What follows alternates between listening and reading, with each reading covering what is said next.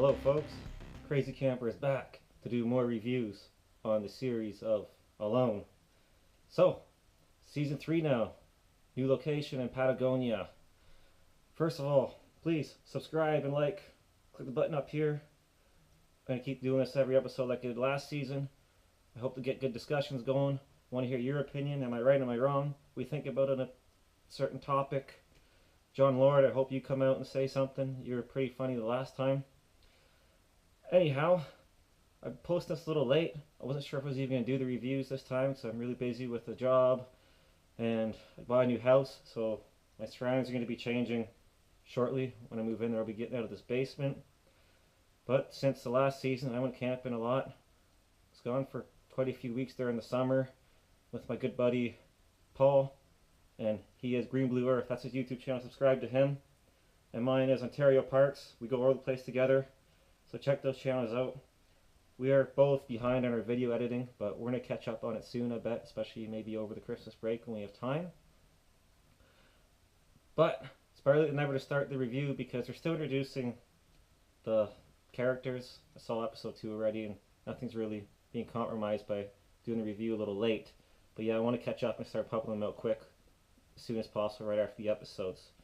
But anyhow, so they're on episode 1. I'm doing episode 1 right now. I'm going to do episode 3 later in the week, but I got to do 2 in between. But so anyways, we're in Patagonia. Like the new location so far. But if you're just stumbling upon what Alone is, maybe you don't watch it, so you just saw this random video pop up. Really simple. 10 contestants go out to survive. They get dropped off alone. And they can bring 10 items with them, including food rations if they want.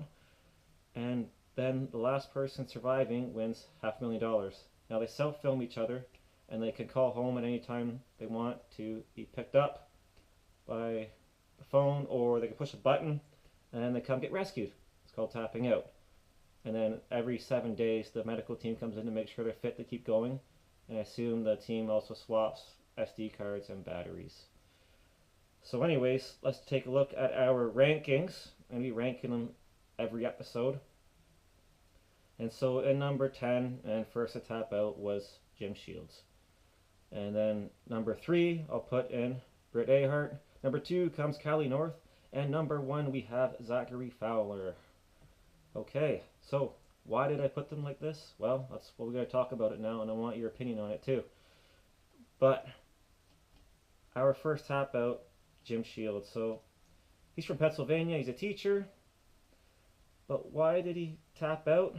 I think he just didn't want to be there anymore. But let's look at what he brought. Okay.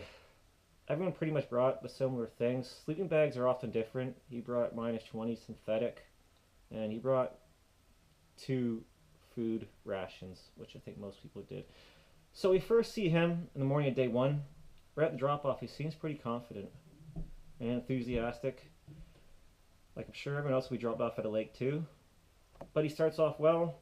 He decides to make a makeshift shelter. Shelter number 1. Then 2, gather firewood so you don't freeze at night. So he's off to a smart start there. I saw him scraping bark down to make his fire, and it sparked really well when he got some fine tinder mashed up there. And morning day 2, we see him again. It's a really nice day. He goes straight to work making a teepee. Now this teepee I really liked. It's enclosed, so it's out of the wind and the rain, and you can have a fire in there. And he also made a bed in there when everyone else is still sleeping under open tarps. So I thought that was a really smart move to get going on a more permanent type structure. So you never know when the weather's going to turn. But he missed home so much. Him and his wife are adopting 3 kids later in the summer, because I think it's May, because they're going to the winter down there. So when he comes home, it's going to be summer. And he was complaining about the darkness, and it is dark there a lot of the day. So it was only 9 hours a daylight there. When in Vancouver, they got 11 and a half to start out the show. And it's only going to get worse as they get closer to June 21st, which will be the shortest day down in Patagonia. But that's also, he just came from winter in the United States, and so it was all dark there, and now he's going back into more darkness, so that's also kind of depressing probably. But yeah, he tapped out. But I do like the fact that he realized that he was ashamed of himself, and that there's thousands of other people that applied that would rather be in a spot right there, so I can actually respect that.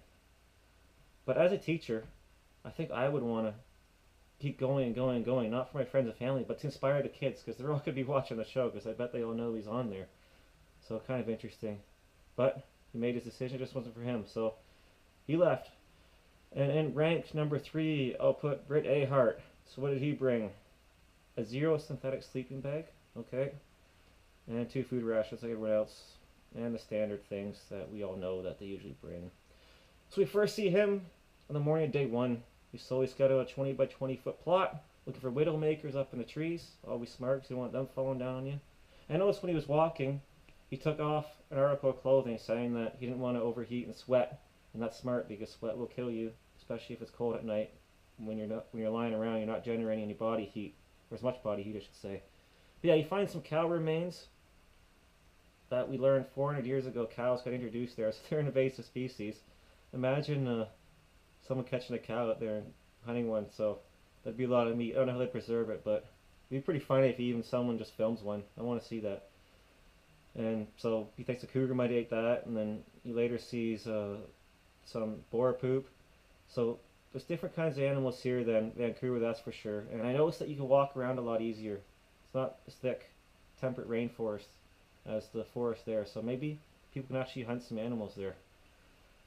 Anyways, so just before midnight, he's awake, he has a fire, and he hears an animal that might be a distress call, and he goes and checks, and there was no animal out there. But should he go and check, or should he just play it safe and wait for the sunrise? But at the same time, the animal could attract in a predator, which then could get you, and it would get your food too.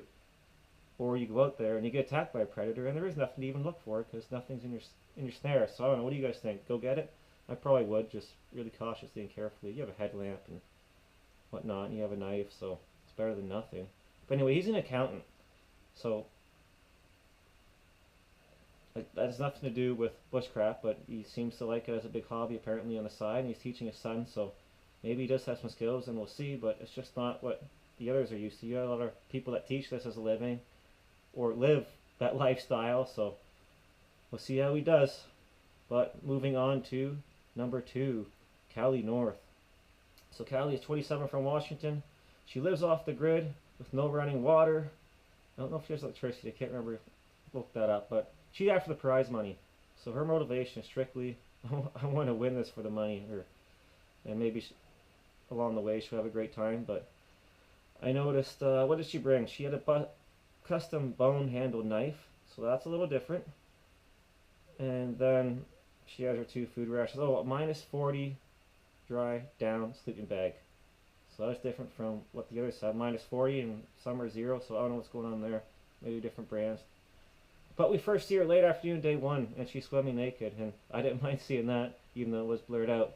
But she had set up a tarp shelter before she went swimming. Now, why is she out swimming when she could be looking for firewood, food, scouting? The weather's nice. You gotta, I'm not saying rush, but you gotta carefully take your time doing things for survival when the weather's nice. And then she goes and builds a chair, which is for comfort, and it's a cool chair. It's a make work project. Reminds me of Mike, and she said she's going to do more make work projects, but Mike decided that he was just going to occupy himself. I don't know how much food rations he ate, probably ate some of them, and then he left day 20 healthy, like he was just out there camping. But I'm sure he's a pretty skilled guy, but he really never got into the whole I'm going to survive and stay out here indefinitely. So we'll see if she can wrap her mind around that and not just think about work projects.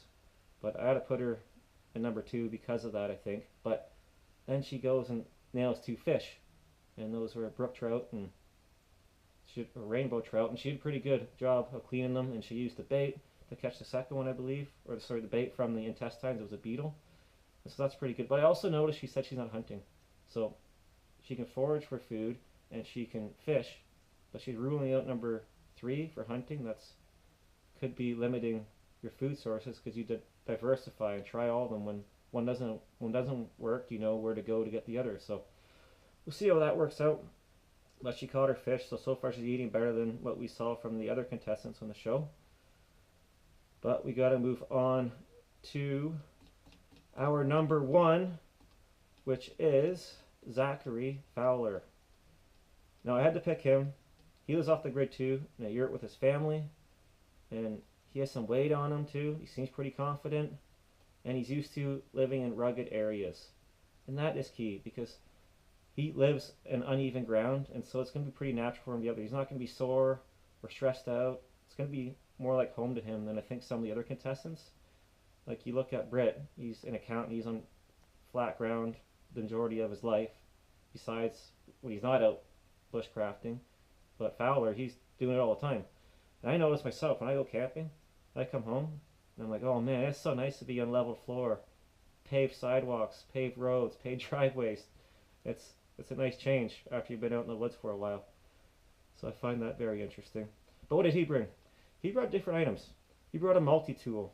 It's a Swiss Army knife, or Swiss Army tool, and it contains a bunch of different things, including a blade. So that counts as a knife, plus a bunch of other tools like scissors, a file, a sewing owl. And then he also brought, which is very interesting, a shovel. It said Cold Steel Special Forces shovel. So the Russian Special Forces use this, one of the most elite fighting groups on the whole planet. And so he hasn't brought it out yet. He hasn't showed it yet that we know of. So I want to see what he can do with this. I can imagine multiple ways you could use it. Brought a -20 sleeping bag. Oh, he also brought a slingshot with custom-made elastic bands. So he can not only fish for his food, but he can also hunt for the small critters and birds with a slingshot. So that's kind of neat. So we first see him in the morning of day 3. You could tell him that he's not used to being on the camera because he's just he slacks, and I found it kind of funny, but I like the guy already. But anyways, he sets up his makeshift tarp. I think he drew a bad spot because he was all on these hills and he didn't like it, so he said he was going to move. And then he also sees cow bones, which possible cougars. And they skip to the evening of day 3. He's fishing at night, and I like how he's utilizing his night.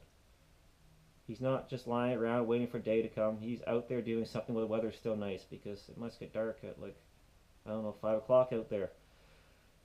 Anyways, he also said that he found a good spot for a shelter up the hill a bit from that lake, and I think that's good in 2 ways. Yeah, you're going to walk further to the water and stuff, but you can clean and gut your fish down at the lake, take your fish back up that you're going to eat, and then that keeps the predators away from your shelter because you're not gutting your fish there.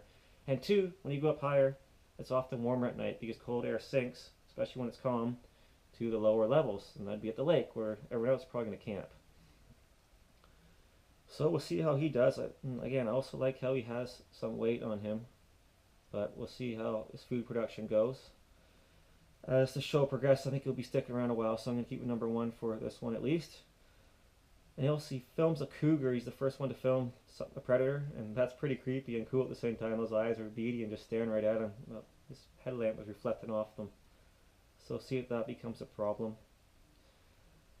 Anyhow, my thoughts so far, I like it. I like different climate and the different geography. It reminds me more of Ontario than Vancouver, but I see bamboos growing, and I'm pretty sure bamboo grows leaves all year round. Maybe someone's a bamboo expert out there that can talk about it. So hopefully they get really harsh, prolonged cold weather, like you might in other parts of South America, especially further south maybe, or North America, central to the north. But it looks similar climate to Vancouver Island, I bet. But I wonder, can it freeze up enough for them to do any ice fishing? That'd be neat, but I don't know if they're going to last that long. And 2, if it did, I don't know how safe the ice would be. But also they have the chance to maybe catch some more game because they can freely walk around a lot better than a dense rainforest. So we shall see what happens. I think they started in May. I can't really remember. I might try to look that up. Maybe someone knows when the exact date they started, if we can even look at the weather records down there. But yeah, so next episode we'll be seeing some more contestants. Look forward to seeing what they have to offer. And I would like to say again, please subscribe. Get the discussion going, and I'm going to try to pump out these videos a lot quicker. So, see you next time. Goodbye.